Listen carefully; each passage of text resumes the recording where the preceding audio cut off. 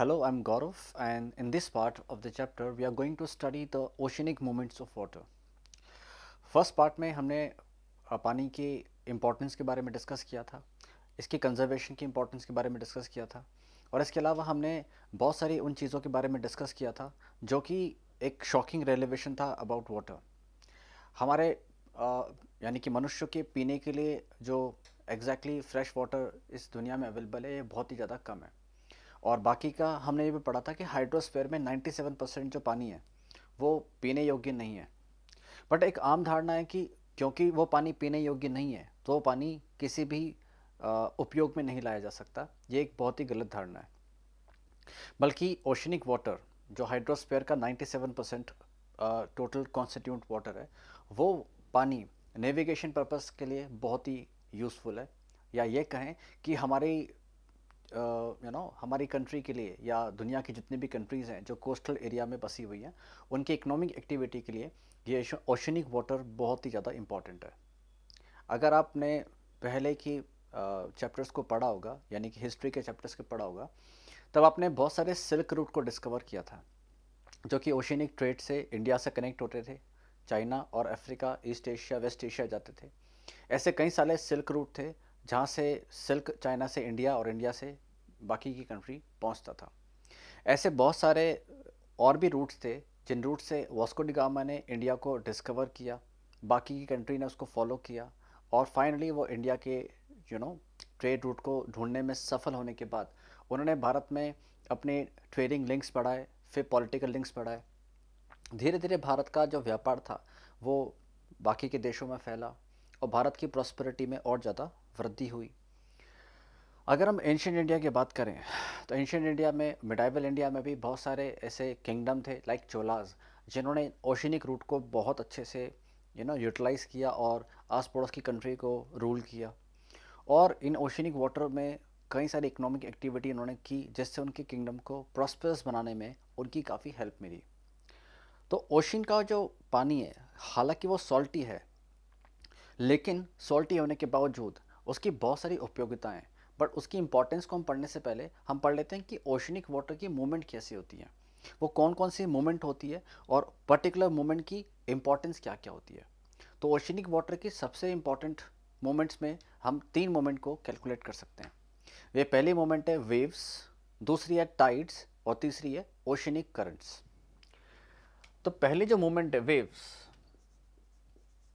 ये आमतौर पे हम समुद्र के किनारे खड़े होकर देख सकते हैं कि जो प्रेवेलिंग विंड्स होती हैं ये ओशन के पानी को, यानी कि उसके सरफेस को टच करती हुई जाती है। इससे सरफेस में कुछ हलचल हम देख सकते हैं। डिपेंड करता है कि प्रेवेलिंग विंड्स की स्पीड क्या है और वहाँ का क्लाइमेटिक कंडीशन कैसा है। अगर वो विंड्स की स्पीड बहुत ज़्यादा है तो ये वेव्स बहुत तेज़ी से आगे और ऊपर और नीचे होती है, जिससे ओशन के सरफेस में काफ़ी हम टर्बुलेंस देख सकते हैं। कई बार ये वेव्स बहुत ही शांत होती है, बहुत ही मॉडरेट होती है, और मछुआरों के लिए वरदान का काम करती हैं। मछुआरे इन वेव्स से अपनी नौकाओं को चलाते हैं, डायरेक्शन देखते हैं। फिशरी इंडस्ट्री में काफ़ी इंपॉर्टेंट है ये वेव्स।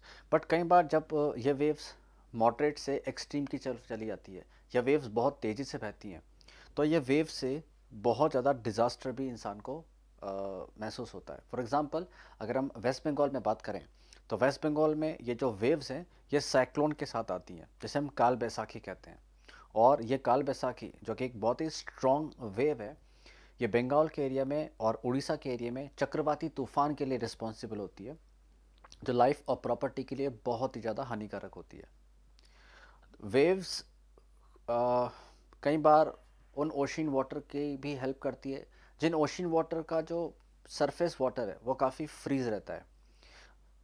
इन दिनों जब वेव्स की हलचल होती है तो ओशनिक वाटर का जो फ्रीजिंग पॉइंट है वो डाउन रहता है, और इससे ओशनिक वाटर को फ्रीजिंग जो पॉइंट होता है, जब फ्रीज हो जाता है, उसको मेल्ट करने में वेव्स की बहुत बड़ी इम्पोर्टेंस होती है। नाउ नेक्स्ट हम पढ़ते हैं टाइड्स।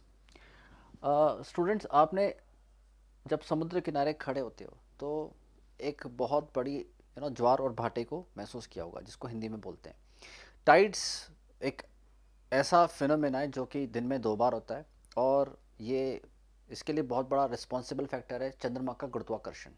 तो जो ग्रेविटेशनल फोर्स है मून की, वो क्योंकि मून अर्थ के बहुत नज़दीक है और इसका ग्रेविटेशनल फोर्स सन से ज़्यादा है, तो जब मून धरती के जैसे जैसे नज़दीक आता जाता है, मून की ग्रेविटेशनल फोर्स से समुद्र में एक उछाल आता है, समुद्र के पानी में एक उछाल आता है। तो सपोज करो ये समुद्र है और समुद्र के पानी में जब उछाल आता है मून की वजह से, तो इसको हम हाई टाइड कहते हैं। और जब ये उछाल वापस नीचे चला जाता है और सरफेस से मिल जाता है, तो इसको हम बोलते हैं लो टाइड। इसलिए जब फुल मून नाइट होती है, जब पूरी चंद्रमा की रात होती है, उस दिन इसका जो हाई टाइड की हाइट होती है ये काफ़ी ज़्यादा ऊंची होती है। हाई टाइड इम्पॉर्टेंट है इंसानों के लिए, और इन हाई टाइड की वजह से इंसान के जो शिप होते हैं वो हार्बर की तरफ चले जाते हैं, और हार्बर को और सॉरी शिप को हार्बर पे पार्क करने में काफ़ी मदद करती है हाई टाइड्स। इसके अलावा हाई टाइड से हमें टाइडल एनर्जी भी मिलती है। इन हाई टाइड को टरबाइन पे घुमाकर इंसान ने बहुत बड़े कोस्टल एरिया को एक इलेक्ट्रिसिटी जनरेटेड एरिया डिक्लेयर कर दिया है, उसे कन्वर्ट कर दिया है। तो हाई टाइड की ये एक बहुत बड़ी इंपॉर्टेंस है। इसके अलावा जितने भी फिशरमैन होते हैं समुद्र में, वो इन टाइड्स के भरोसे नेविगेट करते हैं और अपने समुद्र तटों की तरफ चले जाते हैं। टाइड्स जो होते हैं ये बिजनेस के लिए बहुत इंपॉर्टेंट होते हैं, जैसे कि हमारा कांडला का जो बंदरगाह है जो गुजरात में है। इसके अलावा डायमंड हार्बर है जो वेस्ट बंगाल में। ये दो हार्बर हमारे देश में एक ऐसे हार्बर हैं जो हाई टाइड और लो टाइड की वजह से काफ़ी ज़्यादा एक्सिस्टेंस में है। हाई टाइड और लो टाइड की वजह से जो हार्बर्स होते हैं वो सिल्ट से यू नो यानी कि जब हार्बर पे सिल्ट इकट्ठा हो जाता है, तो हाई टाइड उस सिल्ट को हटाने का काम करती है, हार्बर को क्लीन करने का काम करती है। जितने भी समुद्र किनारे पे गंदगी होती है उसे साफ़ करने का काम भी टाइड्स करती है। नेक्स्ट जो ओशनिक मूवमेंट है ये हमारे लिए जानना बहुत ज़रूरी है, और इस ओशनिक मूवमेंट को बोलते हैं ओशनिक करंट। ना स्टूडेंट, वेव्स और करंट में जो अंतर है वो ये कि जहाँ पर वेव्स एक नदी के भांति समुद्र के पानी को दिशा नहीं देती है, लेकिन ओशनिक करंट एक नदी के भांति समुद्र के अंदर बहने वाली नदी आप समझ सकते हैं। क्योंकि ये ओशनिक करंट जो होती है इसकी जो एक बेल्ट होती है जो नैरो भी हो सकती है और ब्रॉड भी हो सकती है, इनको स्ट्रेट कहा जाता है। और ओशन के अंदर जब ये ओशनिक करंट चलती है तो ये एक स्पेसिफिक डायरेक्शन में स्पेसिफिक स्पीड पे चलती है, जिसकी स्पीड 3 किलोमीटर से लेकर 10 किलोमीटर पर आवर तक हो सकती है। तो ओशियन के अंदर ही आप ऐसा मान के चलिए सरफेस या सब सरफेस एरिया पर एक नदी बहती है जिसका कोर्स भी ओशियन है और कोस्ट भी ओशियन है। और जब ये ओशियनिक करंट बहती है तो ये अपने साथ साथ क्लाइमेटिक चेंज भी करती है और बहुत ज़्यादा इकोनॉमिक एक्टिविटी के लिए भी इम्पॉर्टेंट होती है। तो ओशियनिक करंट जो है उसके जो जो कॉज होते हैं उसको एक बार अपन देख लेते हैं। ओशियनिक करंट का सबसे बड़ा जो कॉज है वो है प्रिवेलिंग विंड।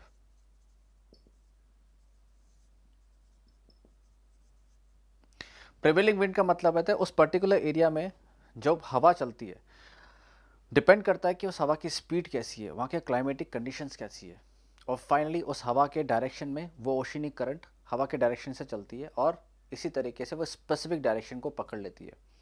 अगर मैं ओशियनिक करंट की बात करूँ तो ओशियनिक करंट को हम दो कैटेगरी में डिवाइड कर सकते हैं। एक होता है कोल्ड करंट जैसे कि लैब्राडोर, और एक आता है हॉट। ना ये कोल्ड करंट और हॉट करंट किस तरीके से ओरिजिनेट होती है, इसके जानने के लिए हम एक ड्रॉ करते हैं रफ मैप वर्ल्ड का। और यह है इक्वेटर। तो जो इक्वेटर पे आपने देखा ही होगा कि सन की रेज डायरेक्ट पड़ने की वजह से इक्वेटोरियल एरिया काफ़ी वार्म होता है। तो जो हॉट करंट होती है ये इक्वेटर एरिया से पोल्स की तरफ चलती है, जिससे हम हॉट करंट कहते हैं। और आपने ये भी देखा होगा साउथ पोल और नॉर्थ पोल में काफ़ी ज़्यादा सर्दी रहती है, ये एरिया काफ़ी ज़्यादा फ्रोज़न होता है, फ्रिजिड जोन में आता है। तो यहाँ से हॉट यानी कि इक्वेटर की तरफ कोल्ड करंट चलती है इस तरीके से। यानी कि अगर मैं जोग्राफिकल लैंग्वेज में बात करूं तो इक्वेटर से यानी कि लो लैटिट्यूड से हाई लैटिट्यूड की तरफ हॉट करंट चलती है, और हाई लैटिट्यूड से लो लैटिट्यूड की तरफ कोल्ड करंट चलती है, कोल्ड ओशनिक करंट चलती है। तो पहला तो हो गया इसका कारण प्रिवेलिंग विंड्स, तो हवा की डायरेक्शन। हवा की डायरेक्शन के अलावा इक्वेटर पे पड़ने वाली गर्मी, जिसको हम टेम्परेचर बोलते हैं,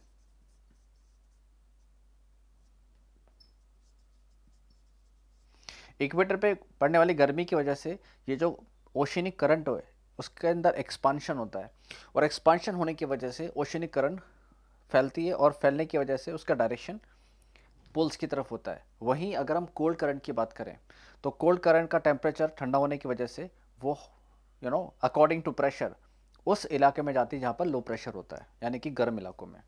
तो टेम्परेचर भी बहुत बड़ा फैक्टर है उस ओशनिक करंट के डायरेक्शन और स्पीड का, स्पीड के पीछे जो रिस्पॉन्सिबल फैक्टर होता है। इसके पीछे तीसरा जो कारण है वो है अनइक्वल इवोपरेशन। सपोज दो नेबरिंग सीज हैं, इन दोनों नेबरिंग सी में सपोज कीजिए ये एक्स है और ये वाई। अगर इस सी का इवोपरेशन ज़्यादा तेज होगा तो जाहिर सी बात है इस सी के लेवल में वृद्धि नहीं होगी बल्कि डाउन जाएगा।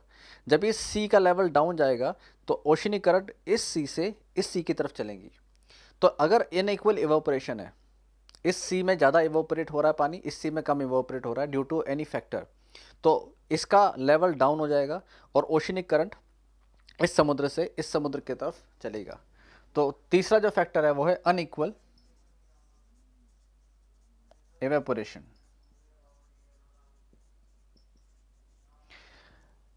इसके अलावा कई बार ऐसा होता है कि समुद्र के पानी में सैलिनिटी का जो लेवल होता है वो बहुत ज़्यादा होता है। अगर किसी भी ओशन में सैलिनिटी का लेवल बहुत ज़्यादा होगा तो वो पानी हॉट होगा, यानी कि जितना ज़्यादा सैलिनिटी का लेवल हाई उतना ज़्यादा टेम्परेचर हाई, जितना ज़्यादा टेम्परेचर हाई वो पर्टिकुलर वाटर प्रेवेलिंग विंड्स के अकॉर्डिंग कोल्ड जोन की तरफ चलेगा, यानी कि इक्वेटर से पोल्स की तरफ। तो सैलिनिटी लेवल भी एक इम्पॉर्टेंट फैक्टर है।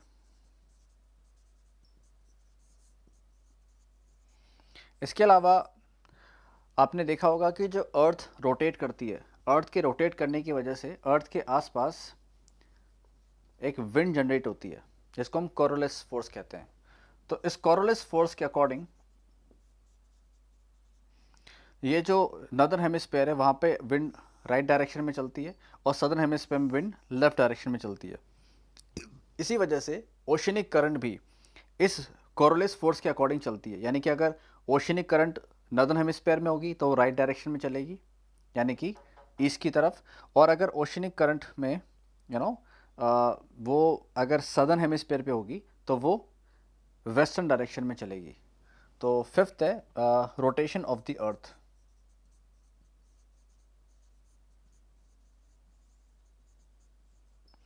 और इसके अलावा बहुत सारे टोपोग्राफिकल फैक्टर भी इंपॉर्टेंट होते हैं। अगर किसी क्षेत्र की टोपोग्राफी का ऑल्टीट्यूड थोड़ा ज़्यादा है तो वहाँ से ऑब्वियसली ओशनिक करंट लो ऑल्टीट्यूड की तरफ चलती है। तो ये था ओशनिक करंट के कॉजेस। अब डिस्कस करते हैं कि ओशनिक करंट के चलने की वजह से इम्पैक्ट क्या पड़ता है, इकोनॉमिक इम्पैक्ट क्या पड़ता है, सोशो कल्चर इम्पैक्ट क्या पड़ता है। वेल, इसका जो सबसे बड़ा जोग्राफिकल इम्पैक्ट है वो ये है कि ओशनिक करंट के चलने की वजह से उस पर्टिकुलर एरिया जहाँ पर वो करंट पहुँच रही है उस एरिया के क्लाइमेट और वेदर पे बहुत बड़ा इम्पैक्ट पड़ता है। अगर ओशनिक करंट हॉट है तो वो पर्टिकुलर इलाके का जो वेदर है, क्लाइमेट है, वो हॉट होगा। और अगर वो कोल्ड है तो वो उस पर्टिकुलर एरिया का कोस्टल एरिया भी कोल्ड होगा ना। हॉट और कोल्ड होने से फ़र्क ये पड़ता है कि जो हॉट कोस्टल एरियाज़ होते हैं उसका जो हार्बर्स होते हैं वो हमेशा खुले हुए होते हैं, और हार्बर के खुले होने की वजह से समुद्र में जहाज़ का आवागमन यानी कि इंपोर्ट और एक्सपोर्ट बहुत अच्छा चलता है, साल भर चलता है। इससे उस हार्बर की जो इनकम है वो साल भर जनरेट कर सकते हैं। तो ग्रेट ब्रिटेन, अमेरिका ऐसी कंट्रीज़ हैं जहाँ जहाँ है तो कोल्ड कंट्रीज़, बट क्योंकि वहाँ पे हॉट करंट चलती है इसलिए वहाँ के हार्बर हमेशा खुले रहते हैं। लेकिन अगर लेब्राडोर करंट की बात करें तो जहाँ जहाँ लेब्राडोर कोल्ड करंट पहुँचती है वहाँ के हार्बर हमेशा क्लोज्ड रहते हैं, यानी कि वहाँ का इकोनॉमिक एक्टिविटी ना के बराबर होती है। तो ये दो पार्ट हमने पढ़े, क्लाइमेट और हार्बर। इसके अलावा जो करंट होती हैं, राइट, उनके चलने का सबसे बड़ा इन्फ्लुएंस ये होता है कि कई बार एक ऐसा ओशन में एक आइसबर्ग होता है जो डेंजरस होता है। हॉट ओशनिक करंट की वजह से उस आइसबर्ग को मेल्ट होने में काफ़ी मदद मिलती है, जिससे समुद्र में जहाज के चलने का रूट सेफ होता है। इसके अलावा याद रखना स्टूडेंट्स कि जो भी फिश होती है वो कोल्ड करंट से हॉट करंट की तरफ चलती है। तो जाने कि जो कंट्री का कोस्टल इलाका हॉट करंट की तरफ बचा है, वहाँ पर फिशरी इंडस्ट्री बहुत अच्छी डेवलप होती है। वहाँ की फिशरी इंडस्ट्री में बूम आता है, और इसी वजह से अल नीनो के चलने की वजह से ऑस्ट्रेलिया का जो फिशरी इंडस्ट्री है वो काफ़ी ज़्यादा यू नो बूम करती है उस इस दौरान जब अल नीनो चलता है। तो ये था इसका इम्पैक्ट, और ये थे इसके कॉजेज़। तो अगर हम ओशियनिक करंट को ठीक से एनालाइज करें, और अगर हम ओशन के मूवमेंट को ठीक से एनालाइज करें, तो हम पाएंगे कि इसका पानी सलाइन होने के बावजूद इंसान की इकोनॉमिक एक्टिविटीज़ के लिए कितना ज़्यादा इंपॉर्टेंट है। ओशनिक करंट्स की वजह से कई बार फिशरमैन जब समुद्र में मछली पकड़ने जाते हैं तो ओशनिक करंट की मूवमेंट से वो समुद्र में मछलियाँ पकड़ते हैं और वो अपनी डायरेक्शन को तय करते हैं।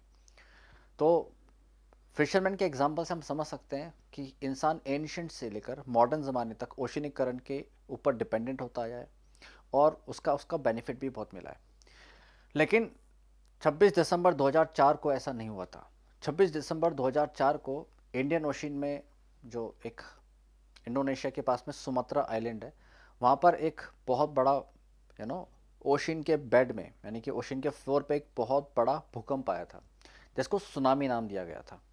वो भूकंप क्योंकि वो अर्थक्वेक क्योंकि समुद्र के यानी कि ओशनिक वाटर के अंदर आया था, तो बहुत हद तक इंसान को पता नहीं पड़ पाया, और जब तक वो सरफेस पे पहुंचा वो लगभग 2 लाख लोगों की जान ले चुका था। इसने बहुत बड़ी प्रॉपर्टी को नुकसान पहुंचाया था, लगभग 5,000 करोड़ की प्रॉपर्टी को नुकसान हुआ था।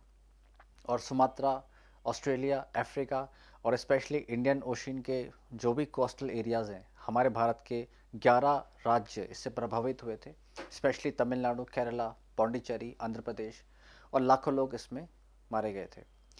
इस पर्टिकुलर डिज़ास्टर्स सिचुएशन के बाद हमारे देश की सरकारों ने तय किया कि हम ओशिन को बचाने के लिए, ओशिन के कोस्टल एरिया को बचाने के लिए सुनामी अलर्ट सिस्टम लगाएंगे, ताकि इससे होने वाले जान और माल की नुकसान की भरपाई तो नहीं की जा सकती, लेकिन एटलीस्ट अलर्ट होकर बहुत बड़े संख्या में हम लोगों को एवोकिएट कर सकते हैं।